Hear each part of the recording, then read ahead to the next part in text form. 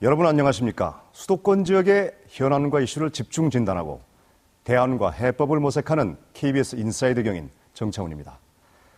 박근혜 대통령의 규제개혁 끝장 토론 이후에 규제개혁 바람이 전국적으로 불고 있습니다. 역대 모든 정부에서도 규제개혁은 추진됐지만 현 정부는 그 의지가 남달라 보이는데요.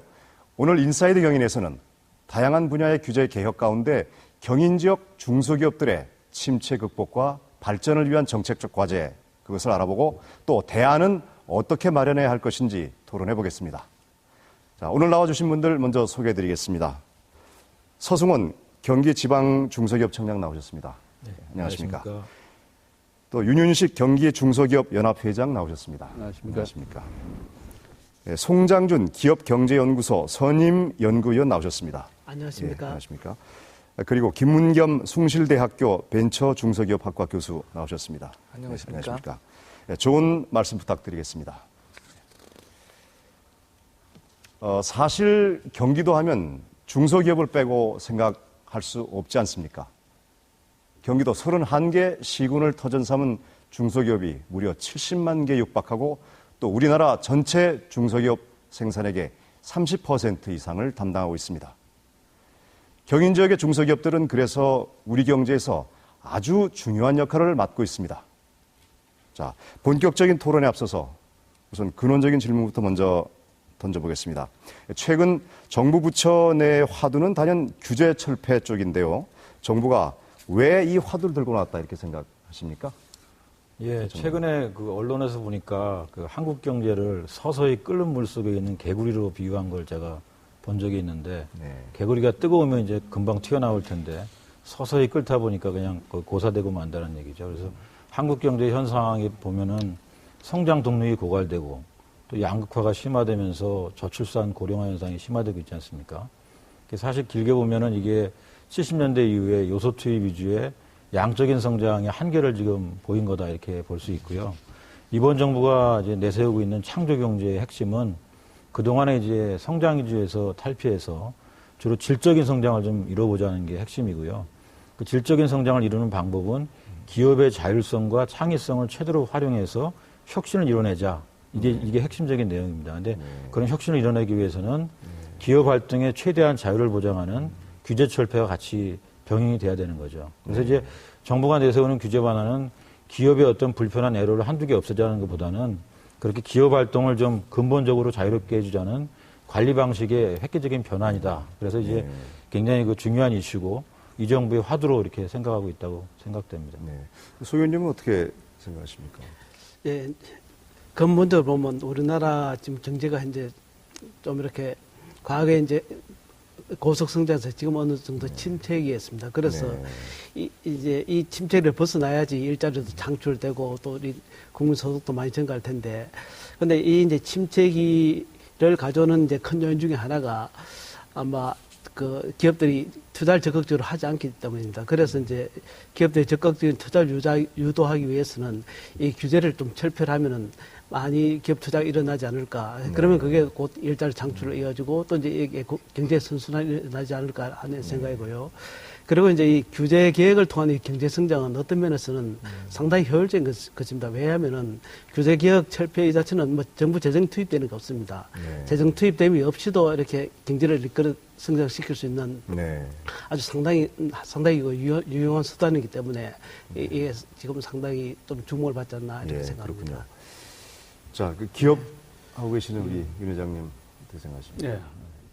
우선 이 규제 개혁이라고 하는 것은 이 중요한 목표 중에 하나가 창조적인 규제 개혁을 통해서 우리 정부나 우리 기업이 글로벌 경쟁력을 갖출 수 있는 중요한 정책이라고 생각을 하고 있습니다.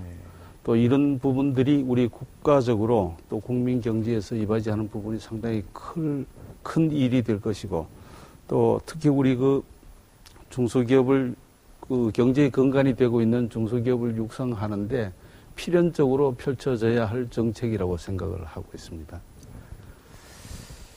자, 저기 김문겸 교수님 뭐 좀 추가해서 네, 말씀해 사실 주시죠. 그 규제는 사실은 필요하죠. 네네. 모든 활동을 할 때 기본적인 룰은 필요합니다. 네. 그런데 지금 우리가 가지고 있는 규제의 본질이 네. 산업사회식의 규제입니다. 네. 일정한 어떤 특정한 산업을 키우겠다, 어떤 목표를 가지고 그것을 그대로 가지고 가려고 하다 보니까 이거는 하지 말아라, 저거는 해라 라는 식으로 해서 사실은 규제가 상당히 많습니다. 앞에서 다른 분들이 지적하신 바와 같이 이미 이제 그 모델을 가지고는 우리가 더 이상 투자도 일자리 창출도 사실은 어려운 지경에 들어섰습니다. 그렇다고 한다면 우리가 필요한 것은 이제 국민 개개인의 창의성, 또 각 개별 기업들의 창의력에 의해서 사실은 새로운 비즈니스 모델을 만들어야 됩니다. 네. 이럴 때 기존에는 적당했던 규제가 이제 와서는 오히려 그런 창의성이나 창의력을 발현하는데 오히려 걸림돌이 되고 있는 게 현실이라고 하겠죠. 네. 그래서 아마 이번 정부도 네. 창조경제를 내세웠고 그런 의미에서 규제개혁은 창조경제와 뗄래야 뗄 수 없는 그런 관계라고 생각을 합니다. 네. 사실 기업 관련 규제를 개선하고자 하는 그런 목소리는 이 굵직한 선거를 앞두고 늘 관심이 집중됐던 그런 주제가 아니겠습니까? 이제 그럼에도 불구하고 얼마 전에 그 중소기업 중앙회가 실시한 중소기업 규제 개선 체감도 조사, 이게 이제 중소기업이 규제에 대해서 어떻게 느끼냐 이걸 조사한 건데요. 이 응답자의 41.3%가 그러니까 절반에 가까운 수치가 지난 1년 동안 규제 개선 성과에 대해서 불만족한다 이렇게 대답을 했거든요. 자, 이 중소기업인들이 느끼는 중소기업 규제 개선 체감 온도, 이게 이렇게 높지 않은 이유, 이게 뭐라고 생각하십니까, 총장님? 예, 이게 우선 뭐 제가 답변 드리기에 앞서서 어쨌든 간에 이 중소기업인 여러분들이 이 규제 개혁에 대한 체감도가 상당히 낮게 나온 거에 대해서 공무원 한 사람으로서 송구하게 생각합니다. 근데 이제 정부하고 관련 기관은 상당히 열심히 노력을 하고 있습니다. 근데 이제 현장에서 여러 가지 이제 그렇게 느끼시는 이유는 몇 가지 이유가 있다고 생각되는데요. 아까 우리 김문경 교수님도 말씀하셨지만 경제 발전하고 이제 산업이 바뀌면서 새롭게 이제 규제 수요가 많이 생겨납니다. 예를 들어서 환경이나 안전, 보건 이런 거는 옛날에는 이제 전혀 규제가 없었던 분야지 않습니까? 거기에 반해서 이제 기존 규제를 철폐하는 거는 시간이 걸리는 거죠. 그래서 빠른 거는 뭐 1, 2주에도 해결이 가능하겠습니다만 법률 개정 같이 이런 게 수반되면은 보통 한 2, 3년도 걸리거든요. 그러다 보면은 이제 규제가 증가하는 속도보다 규제가 철폐하는 속도가 좀 느릴 수밖에 없고 뭐 그런 게 이제 하나 원인인 것 같고요. 또 하나는 이제 규제 내용 자체보다 규제를 집행하는 방법이나 절차에서 사전에 이제 규제를 위반한 경우에 뭐 예고를 한다든지 좀 설명을 해서 해결할 수 있는 부분인데도 너무 규정을 자의적으로 해석해서 무조건 이제 뭐 고발한다든지 이렇게 하다 보니까 중소기업인들이 느끼는 그 체감도가 좀 떨어지는 것 같고 그 외에도 이제 규제가 철폐하면 규제를 개선해 나가면서 어떤 그 규제 처리 과정에서 중소기업하고 소통이 좀 부족하다든지 또 최근에 이제 우리가 정부가 규제 개혁을 화두로 내세우니까 국민의 기대 수준도 굉장히 높아지지 않았습니까? 네. 그래서 이제 거기에 비해서 조금 미흡한 여러 가지 원인들이 복합적으로 작용한 거라고 생각이 됩니다. 네. 자, 김 교수님은 경기 지금 중소기업청에 뭐- 오래 계셨지 않습니까? 그 이제 현장에 대해서 또 이 기업가들 못지않게 잘 아시고 계실 텐데. 예, 뭐 제가 의원님 뭐라고 저 하십니까? 중소기업 ombudsman 하면서 뭐 현장을 네. 많이 다녀서 그런 네, 감이 네. 있는데요. 네. 사실은 전 이렇게 그냥 얘기하라고 한다면 네. 규제 개선에 대한 체감도를 1년 만에 조사한다라고 하는 거는 약간 어불성설이라고 생각을 해요. 네. 지금 여러 우리 송 박사님이나 우리 청장님도 말씀하셨지만 근본적으로 규제라고 하는 것, 규제 개선은 시간이 걸리는 작업입니다. 그러니까 사람들이 체감도가 왜 안 높아지느냐 할 적에 보면은 우선 일반적인 국민이나 기업인들이 규제라고 하는 걸 잘 모릅니다. 네. 그러니까 다른 말로 얘기하면은 규제와 내가 그냥 불편한 상황과를 사실은 잘 구별 못하는 경우가 있어요. 그래서 이번 정부에 들어서서 규제 개선이라는 것을 제일 앞에다 내거니까 전부 많이 쏟아냈는데 사실 들어오는 피드백은 상대적으로 적을 수밖에 없겠죠. 네. 그리고 이제 또 하나 지적하고 싶은 거는 제가 기업인들 만나다 보면 이제 본인들은 이게 불편하다고 많이 얘기했다고 생각하는데 어느 면에서 민이 제대로 정보를 전달 안 하는 면도 있습니다. 왜냐하면은 아무래도 이런 걸 혹시나 내가 얘기해서 나한테 나중에 불이익이 오지 않을까 해서 진짜로 중요한 사항, 핵심 사항을 접근하려고 하다 보면 많은 사람들이 말을 아낍니다. 뭐 이걸 가지고 뭐 비겁하다 이렇게까지는 얘기 못할지는 몰라도 적어도 규제 개선은 쉬운 문제가 분명히 아닙니다. 민도 같이 도와줘야지 되고 네. 관도 적극적으로 나서야지 되는 거지. 그래서 그런 면에서 실제적으로 우리가 생각했던 만큼 피부에 와닿는 만큼 이런 체감도는 이런 여러 가지 요인에서 떨어질 수밖에 없다고 생각을 하고요. 아마 이거는 이번 정부 말쯤 가서 한번 제대로 검사하면은 정답이 나오지 않을까 그렇게 생각을 합니다. 예. 너무 대기업 위주로 규제 개혁 부분을 갖다가 매진하거나 그쪽에 너무 관심을 가지고 중소기업 쪽은 관심이 좀 약했던 거 아닌가 그런 지적은 가능하지 않습니까? 어떻습니까? 일반적으로 언론에서 그런 식으로 얘기를 합니다. 네. 지금 그 사회자분께서도 이렇게 얘기했고요. 네. 근데 저는 사실 그렇게 얘기하는 거에 대해서 제가 중소기업을 위해서 네. 낯은 사람이지만 네. 전공도 그쪽으로 하고요. 네. 저는 그걸 굉장히 반대를 합니다. 네. 그렇게 얘기하는 건. 왜냐하면 규제 개선에 요새 진영 논리가 묘하게 들어오고 있거든요. 네. 그러니까 지금 얘기하신 논리는 대기업 위주로 했기 때문에 세월호 같은 사건도 일어났다. 네. 그러니까 규제 완화만 능사가 아니다. 네. 이런 논리가 사실은 많이 퍼지고 있습니다. 네. 근데 사실 규제 자체에 대기업 위주 규제, 중소기업 위주 규제가 어디 있겠습니까? 사실 규제의 무게를 보면요. 중소기업이 같은 규제를 하더라도 대기업에 비해서 훨씬 느끼는 고통의 폭이 큽니다. 네. 그걸 우리가 일반적으로 규제의 역진성이라고 얘기를 합니다. 네. 같은 비용이 100원이 들어갈 적에 1,000만 원짜리 대기업은 100원이 별거 아니지만 1,000원짜리 중소기업은 그 100원이 10%에 해당하는 고통이 있거든요. 그렇기 때문에 그런 의미에서 규제 개선을 사실은 꾸준하게 처리해 줘야 됩니다. 다만 중소기업은 그 규제 종류가 워낙 다양합니다. 네. 우리가 지금 개수로 보면 보통 330만 중소기업 이렇게 얘기를 하는데 대기업이 차지하는 대기업 수는 한 1,500개 정도밖에 안 돼요. 중견기업 그거 한 1,400개 됩니다. 그다음에 290만 개는 대개 소상공인이고요. 소기업이라고 하는 것도 10여만 개밖에 안 됩니다. 중기업 한 30만 개죠. 그런데 일반적으로 우리가 규제 개선이라고 하면 우리가 보통 보는 게 우리가 보통 사람들이 생각하기에 기업 그러면 종업원도 좀 있고 직원도 좀 있고 이런 거에만 우리가 관점을 갖습니다. 제가 먼저 번에 양봉에 대한 규제를 풀려고 노력을 했던 적이 있습니다. 정확하게 말하면 양봉이 아니라 토봉입니다.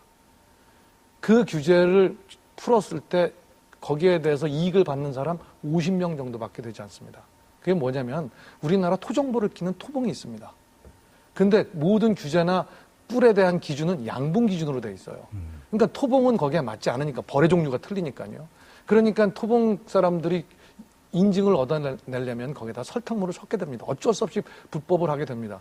제가 그걸 갖고 고쳤더니 식약처나 이런 데서 얘기하는 게 그게 어느 정도의 영향이 있느냐. 근데 사실 영향받는 사람 50명밖에 없거든요.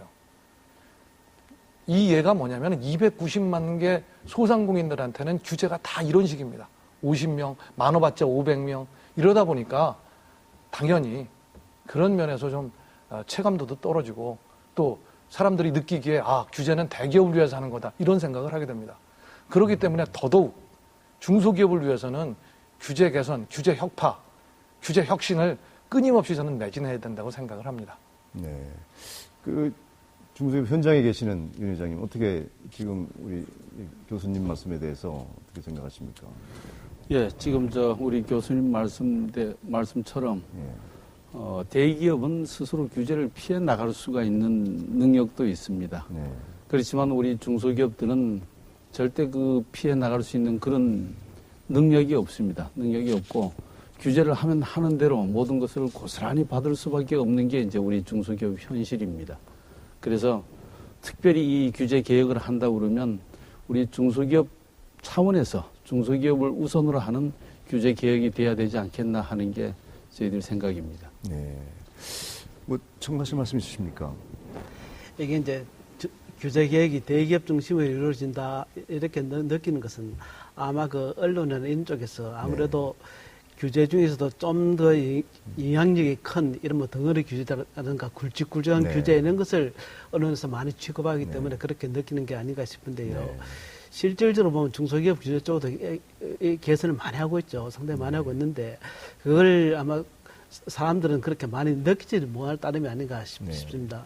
그리고 또 이제 이렇게 중소기업에 대한 이 규제 개선은 사실 아까 교수님 말씀하셨듯이 이 영향 범위가 그렇게 크지는 않습니다. 이렇게 그 범위 내에 들어온 중소기업들이요. 그에 비해서 이제 대기업 규제와 관련되는 것은 이것들은 원체 이제 국가 경제 전체하고도 맞물리는 큰 것들이 많기 때문에 예. 사람들이 이게 지금 대기업 중심으로 이루어지지 않느냐 뭐 이렇게 생각하는 게 아닌가 네. 그런 생각이 듭니다. 자, 경기 지역 경기 중소기업 청장님이시지 않습니까? 예, 예. 예. 경기 지역에 있는 중소기업들 거기에 이제 애로사항도 같이 고민해야 되고 또 문제점도 파악해서 고쳐주려고 해야 되고 예. 그러면서 또 정부를 위해서 또 일도 또 해야 되고 여러 가지 예. 이제 그런 복합적인 일을 하고 계신데 천님 생각이 어떻습니까? 이게 현장에서 현장의 애로사항 이런 걸 많이 이제 중소기업들로부터 얘기도 듣고 그러지 않습니까? 파악도 해야 되고 예. 정책을 실행하려면은 어떻습니까? 현장의 애로사항.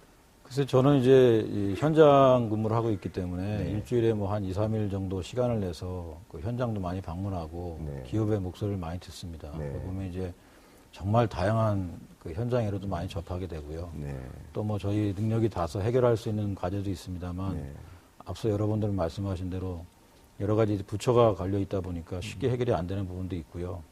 하지만 이제 저희 정부나 우리 관련 기관에서는 이번 규제 개혁만큼은 지난 정부의 어떤 정책과 달리 정말 진정성을 갖고 이렇게 추진하고 있다 이런 말씀을 꼭 드리고 싶고요.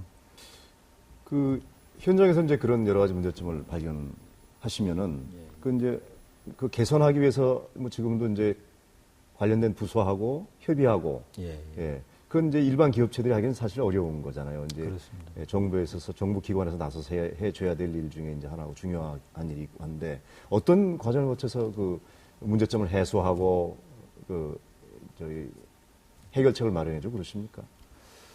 저희 이제 정부 부처마다 나름대로 이제 규제를 처리하는 절차가 다 있습니다. 네. 그래서 이제 한 부처에서 해결할 수 있는 규제는 물론 그 부처 자체적으로 해결을 하게 되겠고요.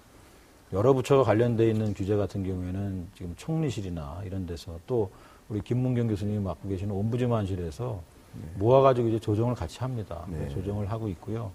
실제적으로 보면은 그렇게 조정을 해서 개선하는 데까지 시간이 걸리다 보니까 조금 실적이 많이 나지는 않습니다만 꾸준히 진행을 하고 있고 저희 청 사례만 말씀드리면 저희 같은 경우에는 이제 일주일에 한 번씩 제가 이제 우리 규제 개선을 담당하고 있는 과가 있습니다. 저희 청 같은 경우에는 이제 규제 개선 과가 있거든요. 거기서 이제 일주일에 한 번 저희 직원들하고 전문가분들을 같이 모여가지고 일주일에 한 번씩 회의를 합니다. 그래서 이제 지난 주일 동안 모아온 규제가 이게 규제가 해당이 되느냐 안 되느냐. 네. 그리고 규제가 또 아까 말씀하신 대로 또 필요한 부분이 있거든요. 그래서 이게 개선할 필요가 있는 거냐. 그리고 개선을 해야 된다면은 단기적으로 우리가 할 수 있는 거냐 아니면 좀 중장기적인 검토가 필요한 거냐 이렇게 해가지고 구분해서 그 사안에 따라서 우리가 담당자를 지정을 합니다. 그럼 그 담당자가 저희가 이제 관계부처하고 협의해서 개선할 수 있는 규제를 저희는 이제 소위 말하는 진돗개 규제다 이렇게 이제 얘기 부르고 있는데요. 그러면 이제 담당자가 관련 부처하고 협의하고 해서 구체적인 대안까지 만들어 줍니다. 그렇게 해서 이제 관련 부처에 보내는 거죠. 이게 구체적인 대안을 저희가 안 만들고 그냥 문제점만 지적해서 보내니까 관련 부처에서 그걸 다시 원점에서 검토하다 보니까 시간이 더 많이 걸려서 그렇게 하고 있고 그렇게 한 다음에는 이제 저희가 주로 이제 저희 본청이나 옴부즈만실로 자료를 보내면 옴부즈만실에서 이제 계속 이제 규제가 개선되어 가는 절차마다 계속 진행 사항을 체크하고 또 미진한 부분이 있으면 또 이렇게 도와주고 그런 과정을 거치고 있습니다.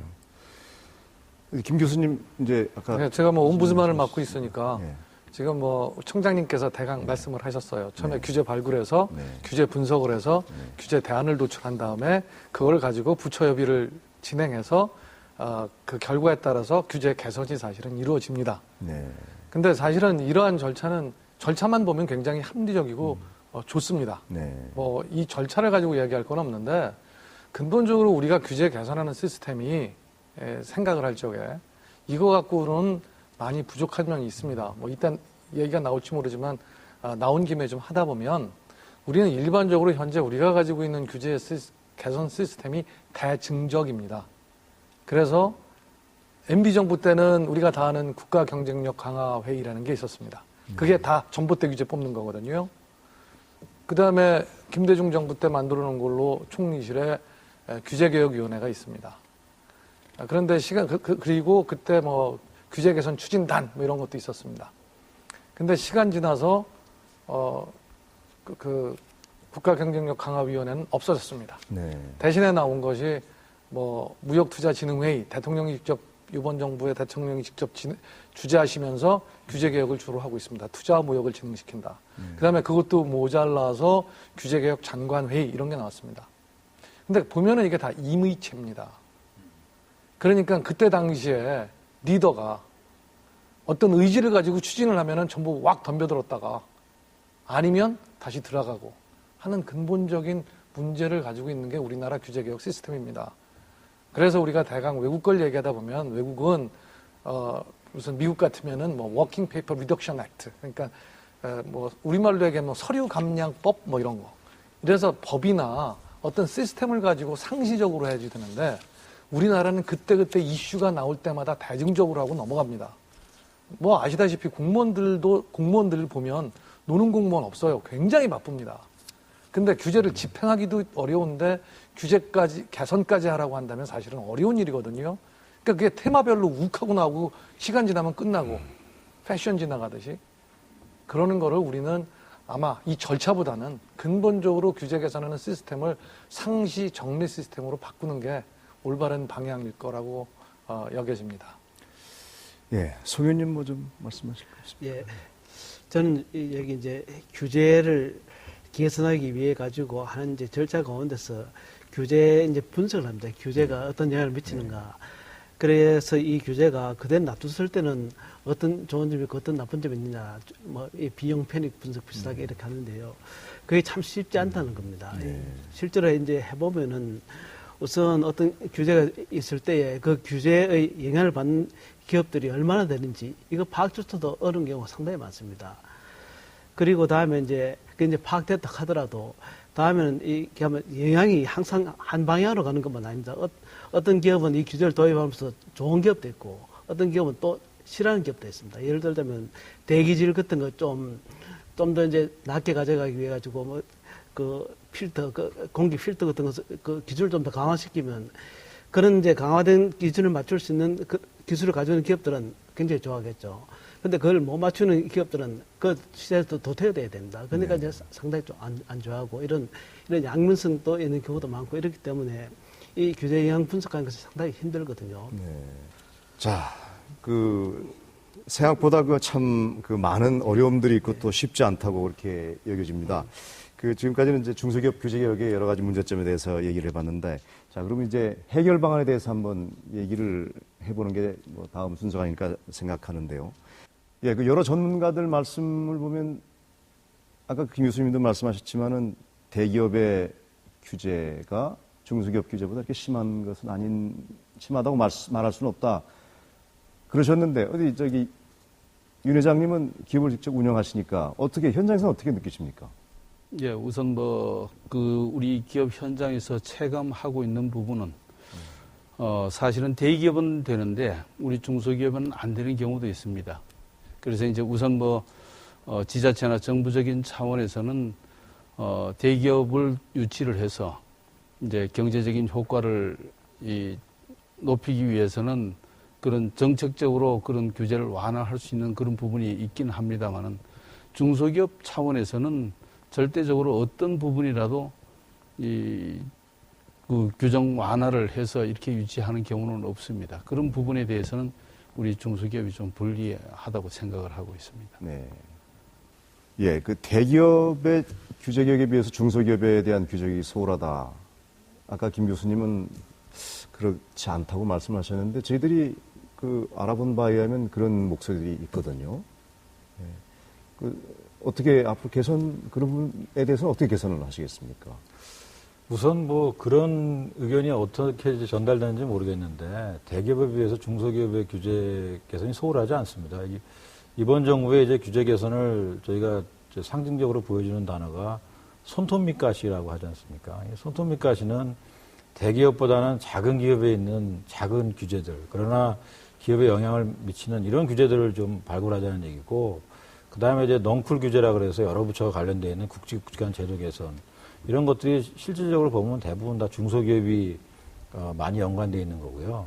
아마 제가 이야기에 대기업 쪽에 좀 경도되어 있는 게 아니냐 이런 생각은 아마 이런 규제까지 지금 없애려고 하니까 이런 것 때문에 중소기업이 얘기되고 있지 않느냐. 예를 들면 중소기업의 어떤 그 적정한 영역을 보호해주기 위해서 민간 자율에 의해서 뭐 몇 개 업종을 중소기업 적합업종이라고 이제 민간 자율로 지정을 하고 있고요. 또 하나는 이제 뭐 이마트나 이런 대형마트 잘 아시겠지만 그 영업 제한을 좀 하고 있지 않습니까? 뭐 의무적으로 휴일을 하게 한다든지 이런 규제가 있는데 이런 규제를 지금 세월호 사태 이후에 뭐 이런 규제도 다 없애자 이런 움직임이 있으니까 중소기업계 일각에서는 야 뭐 이런 규제까지 없애려고 하느냐 이건 너무 대기업 위주로 하는 거 아니냐 뭐 이런 입장에서 뭐 제기된 게 아닌가 저는 그런 생각을 해보고요.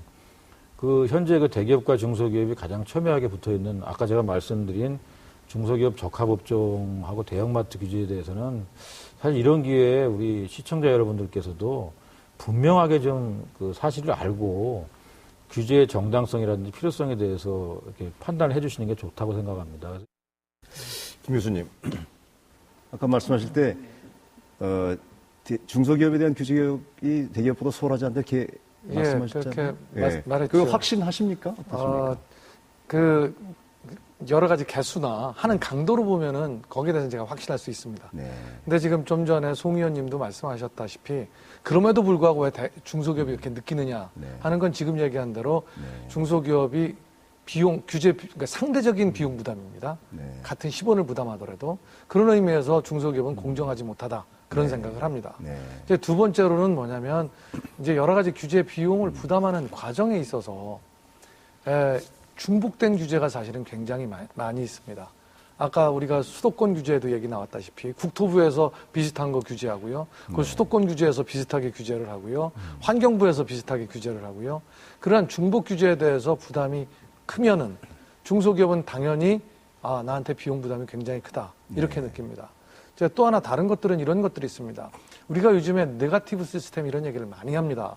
그 많이 하는 이유는 뭐냐면 여러 가지 규제에 대해서 예전에 기술이 미비하고 중소기업이 여러 가지에 대해서 부족하다 보니까 방법론에 대해서 하나하나 다 규제로 묶어놨습니다.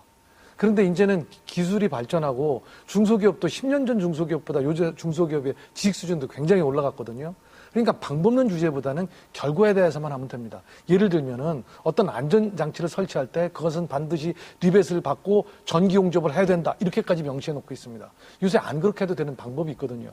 그러니까 중소기업에서는 그런 걸 당연히 부당하다고 느끼게 됩니다. 그러니까 방법론보다는 방법론에 있어서는 중소기업한테 여러 가지 선택권을 주고 그 결과에 대해서만 규제하는 방식. 즉 그게 대표적으로 이제 네거티브 방식인데 그런 쪽으로 이제 옮겨가지 않나 이런 생각을 하고요. 또 하나로는 좀 더 유연한 규제 방식이 필요하지 않나 이런 생각을 합니다. 유연한 방식이라 하면은 무슨 일몰제, 한시적 규제 이런 방법도 있습니다. 아마 이런 방법을 우리가 쓴다고 한다면 중소기업이 여러 가지로 내가 규제에 대해서 대기업에 대해서 불리하다 이런 방법들을 많이 경감할 수 있지 않나 그렇게 우리가 생각해 볼 수 있겠죠. 예, 여러 가지 말씀 나왔습니다. 중복 규제 얘기도 있고 부처 문제도 있고. 자, 서충량님, 실제 이제 중소기업청에서 다른 부처하고 이렇게 일을 하다 보면 여러 가지 한계 같은 거 느끼고 어려움 많이 느끼시지 않습니까? 그런 게 다른 부처하고 연계된 어떤 구조적인 문제, 어떤 어려움이 있었습니까? 예, 저희가 이제 어느 이제 규제 내용에 따라 다르겠습니다만 한 개 부처가 관련된 규제의 경우에는 이제 해당 기관하고 이제 협의하면 되는데요. 사실 좀 어려운 부분은 2개 이상의 부처가 관련된 규제 같은 경우에는 참 처리하기가 어렵습니다. 지금 저희가 이제 뭐 넝쿨 규제다 뭐 여러 가지 이제 표현을 쓰고 있습니다만 부처마다 입장이 좀 다르지 않습니까? 그러다 보니까 조율하는 데도 어려움이 있고 그래서 이제 현재 이제 그런 경우에는 뭐 총리실이나 이런 거를 통해서 좀 느슨한 형태의 조정하는 이런 프레임 시스템이 있는데요. 뭐 그런 걸 좀 더 강화해야 될 필요가 있다고 생각이 되고요. 또 하나 이제 규제가 다 나름대로는 이유가 있거든요. 근데 이제 규제하는 사람들이 상대방의 입장 그리고 이제 이 규제를 좀 없애달라고 요청하는 중소기업의 입장을 좀 상대방의 입장에서 그걸 좀 들여다볼 수 있고 상대방의 얘기를 좀 자세히 들을 수 있는 그런 다양한 대화의 채널을 좀 만들 필요가 있겠다는 생각이 들고요. 제가 현장에서 접한 뭐 좀 안타까운 사례 하나 말씀드리면 뭐 우리 시청자분들 다 잘 아시겠지만 상수원 보호구역 안에서는 일정 거리 이내에서는 공장을 신설하거나 증설을 못 합니다. 그게 이제 환경부가 관장하고 있는 수도법에 이제 근거가 되어 있는 건데 이 업체 같은 경우에는 제가 이제 방문해서 얻은 업체 같은 경우에는 이 상수원 보호구역에 있는 업체인데요. 이게 이제 어떤 공장을 증설하려는 게 아니고 그 직원들을 위한 체육시설 그리고 이제 전시장을 좀 짓고 싶은 거예요. 근데 이제 환경부 수도법에 이제 공장 설립을 금지한다 이렇게 되어 있는데 그 공장의 개념이 뭐냐? 그게 이제 산업부가 관장하고 있는 법률에 공장의 개념을 그대로 준용하고 있는 거죠. 그러다 보니까 뭐 체육시설이라든지 또는 뭐 전시공간 이런 거는 환경에 전혀 영향을 안 미치는 거거든요.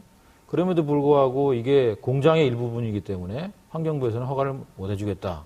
그래서 이제 저희가 양기관을 지금 접촉을 해보니까 환경부는 산업부에서 규정을 바꿔줘야 된다 그러고 산업부에서는 그건 환경부 자체적으로 판단해야 될 문제다 해가지고 서로 이제 미루다 보니까 해당 중소기업만 중간에서 이렇게 힘든 상황을 겪고 있는 그런 상황을 봤는데 이렇게 여러 부처가 관련되어 있는 규제에 대해서는 좀 더 체계적으로 좀 그 조정할 수 있고 필요한 경우에는 좀 약간 좀 그 기성력이 있는 그런 판단을 할 수 있는 뭐 민간 기구라든지 전문가 뭐 협의체 같은 걸 만들어서 만들 필요도 있다고 생각이 됩니다. 네.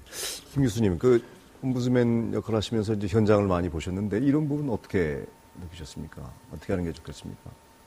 사실은 지금 그 서청장님이 말씀하신 게 그런 거거든요. 물꼬를 트는데 반만 트면 아무리 반을 넓게 트더라도 중간에 하나 걸려 있으면은 물꼬가 안 트입니다. 지금 그런 얘기를 하거든요. 그래서 사실은 이 규제를 위해서 여러 부처를 아우르는 어떤 컨트롤 타워가 사실은 있어야 됩니다.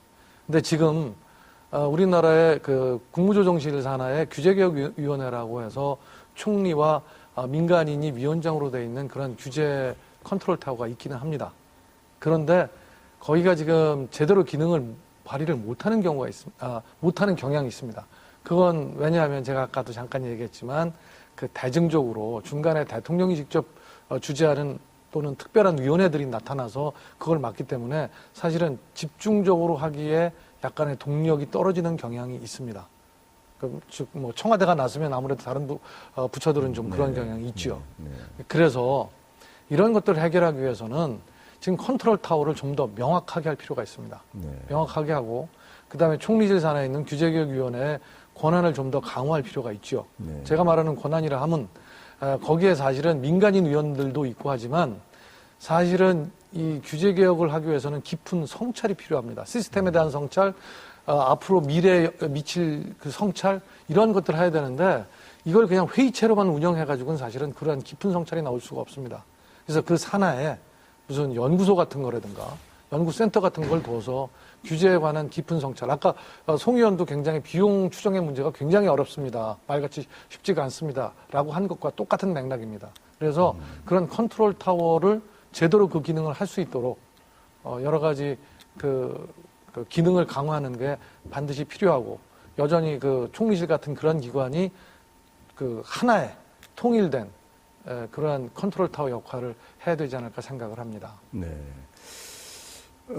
송 의원님, 아까 중복 규제 얘기도 나왔습니다. 자치단체에서 가지고 있는 규제 그런 것들로 개선책이 마련돼야 할 텐데 뭐 어떻게 의견이 있으십니까? 결국은 이제 이런 자치단체 이런 곳에서 나오는 이런 규제는 제 생각에는 이런 규제가 이렇게 우리 자치단체에서 이렇게 많이 있다 이런 것을 널리 알리면은 결국은 그쪽에서 기업하는 사람들 그쪽 이제 주민들이 이게 이래서는 안 되겠다 이런 생각을 가지게 되면은 나중에 결국은 이제 자치단체장 선거에 그 영향을 미칠 수도 있습니다. 그래서 선거에 영향을 미칠 수 있을 정도로 이 주민들을 쉽게 알도록 해놓는 게 좋습니다. 이제 그렇게 이제 널리 이제 말하자면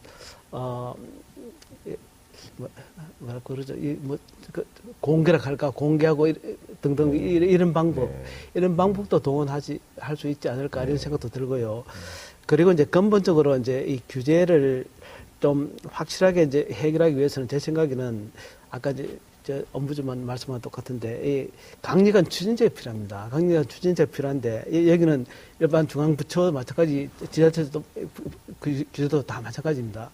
강력한 추진제가 필요한데 이 강력한 추진제는 제 생각에는 국무총리실 산업보다는 아예 청와대 소속을 놔둬가지고 이 업무를 전담하는 그런 높은 지위에 조직 하나 만들어 거기서 총괄해서 하는 것이 효과적이지 않을까 하는 생각이 듭니다.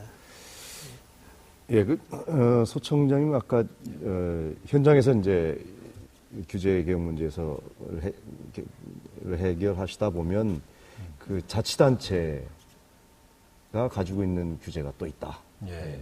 그런 말씀하셨거든요. 네. 그것도 현장에서 되게 어려움이실 텐데 네. 그걸 해결하는 방법이 어떻게 있겠습니까? 참 그 어려운 과제인 것 같습니다. 제가 직접 부딪혀 보니까 네. 저희가 이제 국가기관으로서 지자체하고 이제 협조 요청을 하고 만나봐도 네. 참 개선이 어렵고 네. 그런데 이제 개별 기업의 입장에서는 얼마나 더 어렵겠습니까? 그래서 이제 어려움은 굉장히 많은 것 같고요. 근데 이제 힘들더라도 중소기업이 계속 문제 제기를 하고요. 저희가 이제 하나씩 그런 그 개선된 사례를 쌓아가고 아까 우리 송 의원님 말씀하신 대로 그런 거에 대해서 홍보를 하고 이런 부당한 규제가 아직도 있다. 이런 부분에 대해서 좀 많이 알려서 좀 자치단체 공무원분들이 조금 더 적극적으로 행정을 할 수 있도록 만드는 방법이 하나 있겠고요. 또 하나는 이제 앞서도 잠깐 말씀이 나왔습니다만 예를 들어 안전 같은 규제를 철폐했다가 만에 하나 무슨 문제가 생겼을 경우에 네가 다 책임질 거냐. 뭐 이런 식으로 얘기가 나오면 극단적인 방법이거든요. 그럴 경우에는 이제 뭐 감사를 한다든지 이런 경우에 아주 정당한 절차하고 최소한의 그 요건을 갖춰서 개선이 이루어진 경우에는 그거로 인해서 어떤 그 규제 담당자가 불이익을 보지 않도록 하는 시스템도 좀 만들 필요가 있고 또 자치단체에 따라 상황이 다르겠습니다만 규제 개선에 좀 적극적으로 나서는 공무원들을 좀 적극적으로 발굴해서 표창도 좀 하고 또 이런 우수한 사례를 좀 많이 알리는 노력도 좀 필요한 것 같습니다. 중소기업에 대한 이제 여러 가지 규제가 진행되어 왔는데 그것이 개선되거나 해결되거나 한 사례, 여러 가지 있지 않습니까? 어떤 것이? 많이 있습니다. 저희가 금년 5월까지 저희가 자체적으로 아까 말씀드린 대로 한 50여 건 중에서 한 14건 정도를 직접 해결을 했는데 사실은 기업은 그 타이밍이 중요한데 제가 현장에 가보면 아주 그 상품의 수요가 많아가지고 생산을 좀 더 하면은 당장 수출도 늘리고 일자리도 많이 늘릴 수 있는데 저희가 보기에는 좀 불합리한 규제로 해서 참 못하고 있는 거를 보면 참 안타까운데 막 그렇게 해서 잘 개선되고 있는 사례 한 가지만 좀 말씀드리면 경기 북부에 있는 한 업체인데요. 이 편의점에 가보시면 냉장고가 있지 않습니까? 냉장고에 음료 꺼내면은 이렇게 뒤에서 쫙 이렇게 슬라이딩 되는 그런 그 설비가 있습니다. 이게 보기에는 별거 아닌 것 같은데요. 그 안에 굉장히 그 고난도 특허도 있고. 이제 그 제품이 유럽에서 특히 좀 인기가 있어가지고 엄청나게 지금 그 수출 수요가 몰려들고 있어요. 그래서 그 기업에서 생산시설을 좀 증설하려고 이제 옆에 이제 기존의 공장 옆에 부지를 일부 사서 이제 공장을 증설하려고 그러는데 그 기업체 같은 경우에는 지금 현재 운영하고 있는 공장 부지 중에서 건물을 지을 수 있는 비율을 이제 건폐율이라고 하거든요. 근데 건폐율이 그 영업 활동하는 동안에 줄어들 버렸어요. 이제 자연 녹지를 보호한다는 명분으로. 그래서 이제 옆에 토지를 샀는데 토지를 사면 이게 한 필지로 이제 통일이 되는데 그 옆에 토지를 샀는데도 건물을 질 수가 없는 거예요. 건폐율이 떨어져 있다 보니까. 그래서 이제 이 기업의 딱한 사정을 듣고 저희가 뭐 국토부도 그렇고 뭐 여러 가지 자치단체하고 노력을 했는데 최근에 이제 국토부에서 입법 예고를 했는데 이제 2년 한시 동안 그런 사례의 경우에는 종전에 이제 건폐율을 적용해서 공장을 증설할 수 있게 제도 개선을 해주겠다 해서 지금 절차가 진행되고 있습니다. 그래서 이제 그런 건 참 좀 보람을 느꼈고 또 반면에 굉장히 딱한 사정인데 해결하지 못해가지고 결국 지금 공장 자체를 이전해야 되는 그런 그 사례도 있었는데요. 아까 제가 말씀드린 그런 같은 지자체의 경우인데 이제 최근에 자동차 수출이 굉장히 잘 되지 않습니까? 자동차 부품하는 업체인데 자동차 부품 수요가 되니까 또 이제 공장을 지어야 되는데 마침 자기 기존 대지 안에 일부 공간이 남아 있었어요. 근데 이제 그걸 개발하려고 그러니까 자치단체별로 조례가 있는데 이제 땅에 이제 경사도라는 게 있습니다. 그래서 이제 난개발을 막는다는 취지에서 경사도가 15도 이상이 되면은 조례로 이제 개발을 못하게 막아놨어요. 근데 이제 그 해당 기업의 경우는 약 17도가 나오더라고요. 근데 이제 자치단체마다 조례로 정하다 보니까 어떤 데는 19도, 어떤 데는 21도도 정하는데 사실 지금 그 문제가 되고 있는 용지는 그 땅에 그 용도밖에는 쓸 데가 없거든요. 그리고 그 기업 안에 있는 땅이고. 그래서 제가 보기에는 그 개발을 해도 별 문제가 없을 것 같아서 적극적으로 저희도 노력하고 있는데 자치단체가 영 안 움직이네요. 그래서 지금까지 해결을 못하고 사실 전에 그 경기도지사, 퇴임하신 경기도지사께서도 이 문제를 갖고 굉장히 노력을 많이 하셨음에도 불구하고 자치단체가 뭐 입장이 그렇게 완고하다 보니까 해결이 안 되고 있는데 그런 부분은 뭐 이 도하고 자치단체 간의 어떤 협의나 이런 걸 통해서 하든지 뭐 또 다른 메커니즘을 통해서 좀 개선해야 될 필요성도 있겠다. 뭐 그런 걸 느낀 적도 있었습니다. 네. 그 윤 회장님도 그 사례 아시는 것이 있습니까? 어떻습니까? 우선 좀 지나간 사례 하나를 좀 말씀을 좀 드릴 것 같으면, 과거에 이제 우리가 조금 전에 그 말씀하신 것처럼 이 수도권에서는 이제 공장 총량제라든가 또 이제 상수도 보호구역에는 이제 제한적인 건물을 이제 지을 수밖에 없습니다. 이제 그런데 그러다 보면 이제 기업은 생산 외에 어떤 적재할 수 있는 그런 창고라든가 그런 게 이제 많이 필요로 한데 과거에는 그 부분들이 이제 허가제가 되었던 적이 있습니다. 그래서 이제 허가제가 되게 되면 어떤 공무원이든지 간에 그걸 허가하는 공무원은 없습니다. 없고 그래서 이제 그 부분을 이제 우리 뭐 중소기업청이라든가 다른 관청을 통해서 이제 건의를 했고 또 그 부분을 이제 뭐 우리 도청이나 또 중소기업청에서 적극 나서주는 바람에 그게 이제 그 신고제로 바뀌었습니다. 그래서 말의 내용은 허가제나 신고제나 뭐 큰 차이가 없는 것 같지만 실제 그 행할 수 있는 건 뭐 하늘과 땅에 비유할 정도로 큰 차이가 있습니다. 그래서 지금 수도권의 많은 기업들이 마음 놓고 이제 이렇게 좀 뭐 가설 건축물을 만들어서 창고를 운영할 수 있는 게 이제 그런 그 제도 덕분이라고 생각을 하고 있습니다. 네. 예, 김 교수님, 그 해외에서 많이 좋은 사례가 많죠? 그걸 우리가 좀 많이 알아야지 우리도 우리 상황에 맞춰서 좋은 경험을 배울 수 있지 않겠습니까? 어떻습니까? 해외는 우리보다 조금 한 발 빨랐습니다. 네. 이 규제 개선에 대해서는 2010년, 2008, 9년서부터 시작해서 해외에서도 굉장히 적극적으로 이 규제 개선을 많이 했습니다. 네. 이제 미국 같으면은 아까 같이 여러 가지 서류 뭐 25% 줄이기 운동 이런 걸 해서 끝냈고요. 뭐 네덜란드, 영국, OECD 이렇게 해가지고 전체적으로 규제 행정 비용 25% 감축 이러한 운동을 5개년 계획 이렇게 실행하고 있습니다. 먼저 번에 대통령께서도 잠깐 말씀하신 원인 원아웃제라는 게 있는데 그게 바로 규제 비용 총량제입니다. 그거는 영국에서 대표적으로 실시한 건데요. 2008년에서 시작해서 2011년까지 1차가 완료된 그러한 제도입니다. 그러니까 모든 규제 비용을 총으로 계산을 하고요. 그 다음에 새롭게 들어오는 규제 비용을 또 추산을 해서 그거를 새롭게 집어넣으려고 한다면 그 비용에 해당하는 만큼 그 기존의 규제를 빼내는 제도입니다. 네. 그래서 그것이 가장 모형으로는 가장 발달된 영국의 원인 원아웃 제도가 발달됐고요. 그걸 영국에서는 2013년에 이제 그걸 가지고 한 발 더 나가서 이제 25% 전체 총 비용을 감량하자 그런 정도까지 지금 진행이 되고 있습니다. 우리나라에서도 아마 이제 그것 때문에 먼저 번에 규제개혁 장관회의에 보면은 우리나라도 앞으로 뭐 3년 내에 25%를 줄이자 이런 논의가 있었던 걸로 알고 있습니다. 근데 이제 그걸 위해서는 아까 우리 송 의원께서도 말씀하신 것처럼 비용을 추계한다는 작업은 굉장히 지난한 작업이기 때문에 네. 거기에 대해서 우리가 많은 관심과 자원과 이런 것을 배분해야 될 줄로 압니다. 네. 자, 규제 완화는 필요하지만 또 한편에서는 역효과를 우려하는 그런 목소리도 높습니다. 김 교수님, 규제 개혁할 때 어떤 점을 주의하고 고려해야 한다고 보십니까? 사실은 그 역효과를 우려하는 게 이번에 세월호 사건 때문에 사실은 많이 나왔거든요. 네. 근데 그거는 이제 규제는 한 종류다 이렇게 봐서 그런 것 같아요. 네. 근데 규제도 막상 들여다보면 산업에 대한 규제가 있고요. 안전에 대한 규제가 있고 사회에 대한 규제가 있습니다. 아마 안전과 사회에 대한 거는 우리나라의 여러 가지 생활 수준도 올라가는 만큼 글로벌 수준으로 강화해야 될 거라고 생각을 합니다.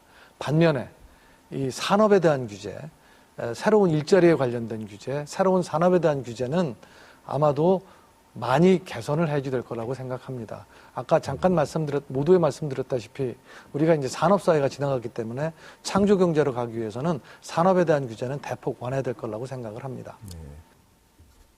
네, 윤 회장님, 그 규제 개혁 때 어떤 점 주의하고 고려해야 된다 이렇게 보십니까? 기업체 입장에서. 예, 우선 뭐 규제는 이제 뭐 칼날의 그 양면성처럼 뭐 한쪽이 이익을 보는 부분이 있으면 다른 한쪽이 또 피해도 있을 수는 있습니다. 그래서 뭐 규제라고 해서 무조건 이제 뭐 완화하고 또 철폐하고 이런 부분은 뭐 맞지 않다고 이렇게 생각을 하고 있습니다만, 그래도 최소한 규제라고 하는 것은 우리 그 기업 활동이라든가 또 이 생산성을 하거나 창조 경제에 위반되는 그런 부분이 있다고 그러면 큰 사회적인 폐해가 되지 않다고 생각이 된다고 그러면 그 부분에 대해서는 완화하고 지원을 하는 게 맞다고 그렇게 생각을 하고 있습니다.